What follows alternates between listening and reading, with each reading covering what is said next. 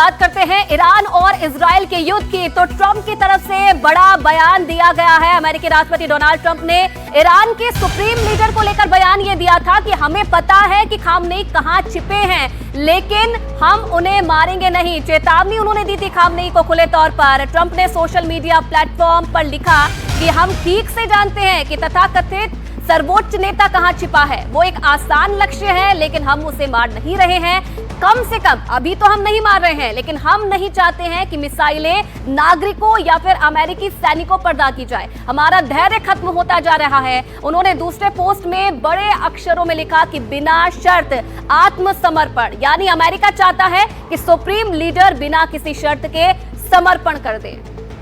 तो जाहिर तौर पर इससे आयुषी ये बात तो स्पष्ट होती है कि डोनाल्ड ट्रंप चाहते क्या हैं यहाँ पर। वो चाहते हैं कि ईरान इस युद्ध में सरेंडर करे, खमेनेई सरेंडर करें और हालात यहाँ पर सामान्य हो, लड़ाई खत्म हो। लेकिन ये होगा आखिर कैसे? और जिस तरह वो इशारा कर रहे हैं, ऐसे लग रहा है कि अमेरिका भी शायद इस लड़ाई में शामिल हो सकता है, क्योंकि कड़े शब्दों में चेतावनी देते हुए डोनाल्ड ट्रंप यहाँ पर नजर आ रहे हैं। अमेरिकी राष्ट्रपति की चेतावनी क्या है, ये भी आपको जरा जल्दी से यहाँ पर बताते हैं कि डोनाल्ड ट्रंप यहाँ पर किस ओर इशारा कर रहे हैं ताकि इजराइल और ईरान की जो लड़ाई है ये यहाँ पर खत्म हो। सरेंडर करे ईरान, ये स्पष्ट उन्होंने कह दिया है। इसको लेकर सोशल मीडिया पर पोस्ट उन्होंने किया, सरेंडर, या कि ताकि जो खमेनेई हैं वो यहां पर पीछे हट जाए लड़ाई से। अमेरिका को पता है कि कहां छिपे हैं वो, और हमें ठीक ठीक पता है कि कहां पर हैं खमेनेई। इस पर स्पष्ट एक ट्वीट उनकी तरफ से किया गया। फिलहाल हम खमेनेई को नहीं मानना चाहते हैं, लेकिन हमें मालूम है वो कहां हैं। तो ये चुनौती, कड़े शब्दों में चेतावनी जो है वो डोनाल्ड ट्रंप ने दी है ईरान को। बिल्कुल, और देखिए ये भी कहा है ट्रंप ने कि ईरान के आसमान पर अमेरिका का पूर्ण नियंत्रण है। इस बात को भी चेताया है, ईरान के आसमान पर अमेरिका का पूर्ण नियंत्रण है।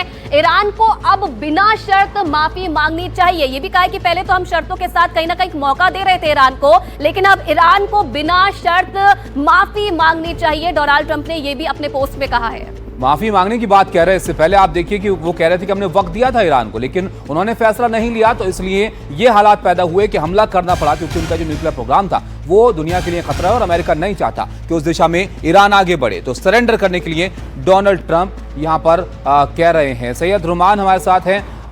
रुमान साहब, यहाँ तो कड़े शब्दों में चेतावनी दे दी है डोनाल्ड ट्रंप ने, सरेंडर करने के लिए कह रहे हैं खमेनेई को। आपको लगता है कि इस स्टेज पर अमेरिका भी इस युद्ध में शामिल हो सकता है? देखिए, दो बात है। एक तो अमेरिका युद्ध शामिल हो सकता है, मैं दूसरा सवाल पहले लूंगा।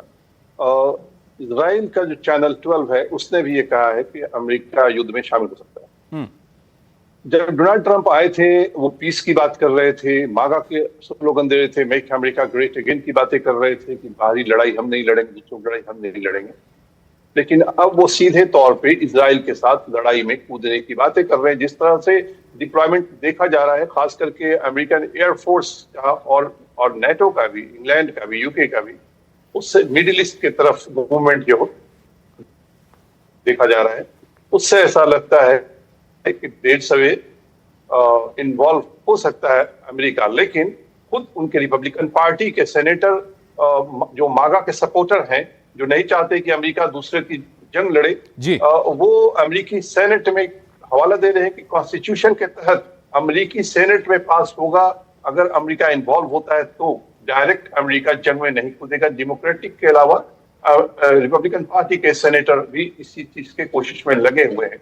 दूसरी बात जो डोनाल्ड ट्रंप ने कहा कि बिना शर्त माफी मांगे, तो वहीं अली खामेनेई ने जो पोस्ट किया है, उन्होंने जंग का 6ठा दिन है आज, उन्होंने पोस्ट किया है 6ठे दिन में कि ईरान इजराइल के खिलाफ जंग का ऐलान करता है। वो कह रहे हैं जंग तो अभी शुरू हुई, 5 दिन का।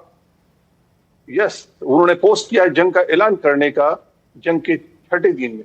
तो सरेंडर के सवाल ईरानी पक्ष से अगर आप देखिए, जिस तरह से अली खामेनेई ने पोस्ट किया, जंग का डिक्लेयर किया, ऐलान किया है, और कुछ ऐसे मिसाइल फर्स्ट टाइम तेल अवीव पे इस्तेमाल किए हैं जो एंटी मिसाइल डिफेंस सिस्टम उसे रोक नहीं पाया। बिल्कुल, लगातार हमले हो रहे हैं सर यहाँ पर, और ऐसे में लग रहा है कि हालात फिलहाल सामान्य होते हुए नहीं दिख रहे हैं। खमेनेई तो सरेंडर के मूड में बिल्कुल यहाँ पर नहीं लग रहे हैं। बहुत शुक्रिया आपका हमारे साथ जुड़ने के लिए।